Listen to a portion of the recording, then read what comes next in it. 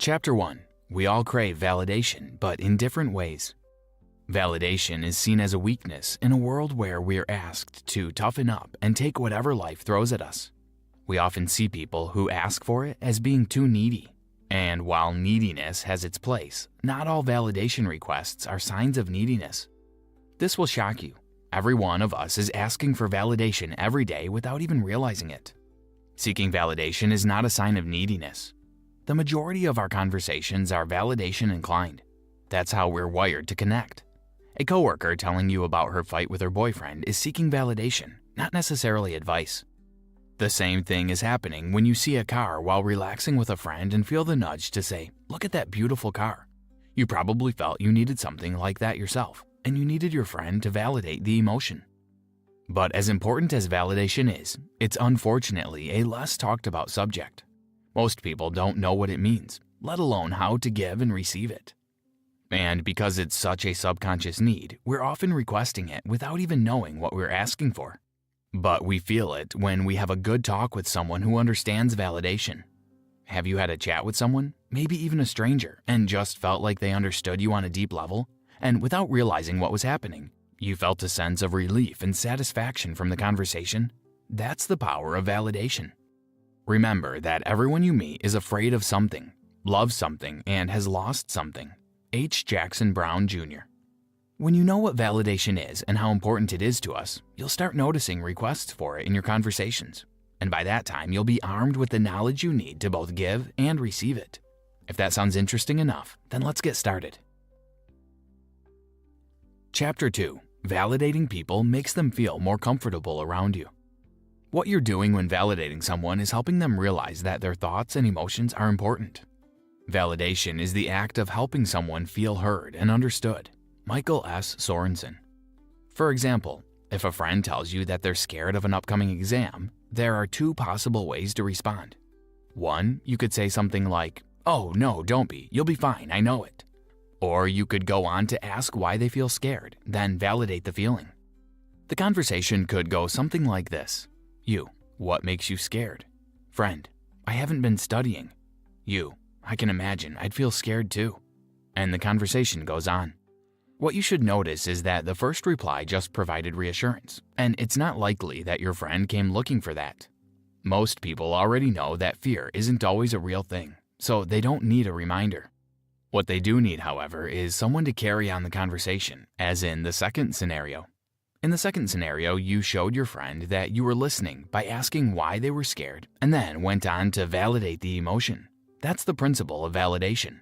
And that's what most people are seeking when they open up about a feeling. Don't just rush into offering solutions when people share things with you. Listen empathetically first. In short, when practicing validation, there are two basic things you must do. Listen with empathy. Validate a specific emotion. There's more, but we'll consider them in full subsequently. Now that you've gotten a general idea of what validation means, let's talk about what it does. Chapter 3. 3 things validation is not. If you're like most people, you probably grew up in an environment where validation was considered a thing for weaklings. If this is so, you will have difficulty differentiating between a sincere need for validation and extreme neediness. That's why this chapter is important. Here, we will go over 3 misconceptions about validation and debunk them. After these points, you'll be better positioned to give validation. Let's start. First, validation is not only for negative emotions. When people are joyful or celebrating a milestone, validating responses help them see that you're happy for them. For example, which of the following would you prefer when you tell a spouse that you got good feedback from your boss? "That's nice, honey," or "Really? Tell me about it." It's certainly the second response. Second, you don't validate only when you agree with the person. Validation has very little to do with accepting a person's view. You can disagree with people and still validate their emotions. The two are not mutually exclusive. Third, validation is not repeating what the other person said. That's reflective listening, and it works only when used in context. The main difference between the two is that validation focuses on emotions, while reflective listening focuses on what people are saying. Chapter 4. Validation starts with empathy. Empathetic people have the ability to understand and identify with the emotions of others. Empathy is different from sympathy. To sympathize means to see someone going through a situation, feel sorry for them, and wish they could get out of it.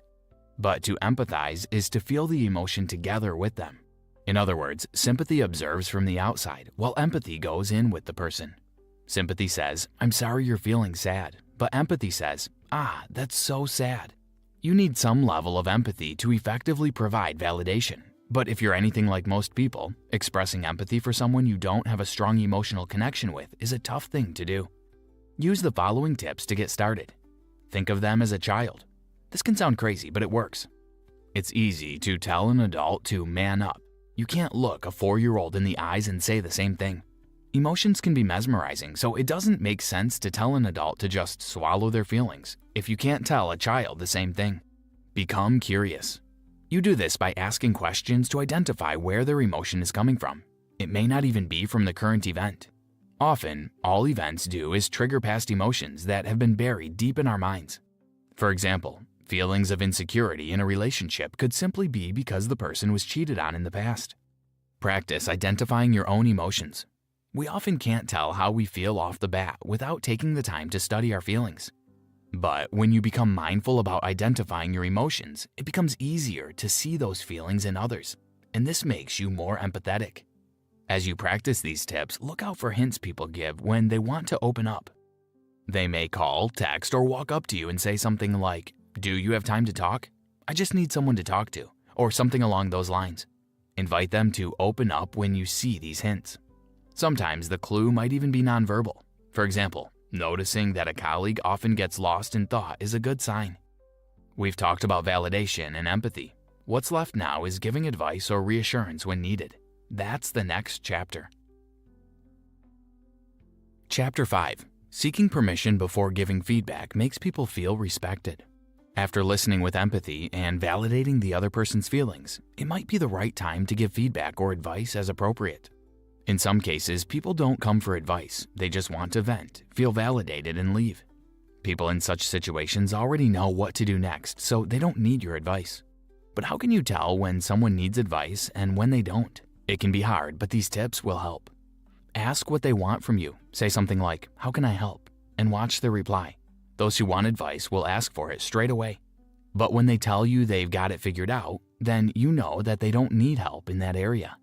Ask for permission. The second method is to ask if it's okay to share your thoughts. "Ah, that's awful. Can I tell you what I think?" Of course, there are exceptions to the rule. For example, you don't need permission to teach your kids how to behave. You also don't need to ask before defending yourself when accused. From the type of conversation, you'll know if you need to ask for permission or not. What matters most when giving feedback is not the content, but the manner of approach. Here are a few things to avoid when replying to a person in need of validation. Avoid being direct. Instead of saying, "You were wrong yesterday," say, "I feel what you said yesterday was wrong." Don't use buts. That word will ruin your effort, so try to find a way around it. For example, don't say, "You're such a hardworking person, but..." Avoid absolutes. These are terms like always and never. We often use them to describe a habit. For example, "You always come late to work." The problem with absolutes is that they are not always accurate, and they make people on the receiving end feel bad about themselves. On a general note, most conversations end at the advice stage, but you can take it a notch higher by revalidating the person's feelings before leaving them. Something like, "Hey, my sincere condolences again. It's really not easy to lose a spouse." Did you know, a recent Harvard research confirms that being yourself will make you more successful at work than trying to fit in. Chapter 6. Learn to identify and address your validation needs. As you know, no person is an island. We all need people and the contributions they can make to our lives. As you live your everyday life, things will happen in and around you that will prompt the need for validation. These events could be either positive or negative. That's why it's so important that you have people around you that can share in your up and down moments. These could be friends, your partner, mentors, parents, or colleagues. 1 or 2 persons that you can trust and share anything with are okay. Some people have more in their lives, but the average person has just 1 or 2 persons they're close to. When friendship matures, people are able to interpret the emotions of their friend even before the friend opens their mouth to talk about it. So here's what to do when you sense a need for validation. Step 1. Try to meditate so you can better understand the emotion or emotions you're feeling. Step 2. Contact someone you can talk to. You could meet them in person or speak to them over the phone. When you start talking, let them know what you're feeling. Also tell them you reached out because you need some validation. If you don't want advice, it's a good idea to tell them beforehand to avoid getting irritated when they start giving it. This is especially true when the person in question is new to the principles of validation. Learn to validate yourself.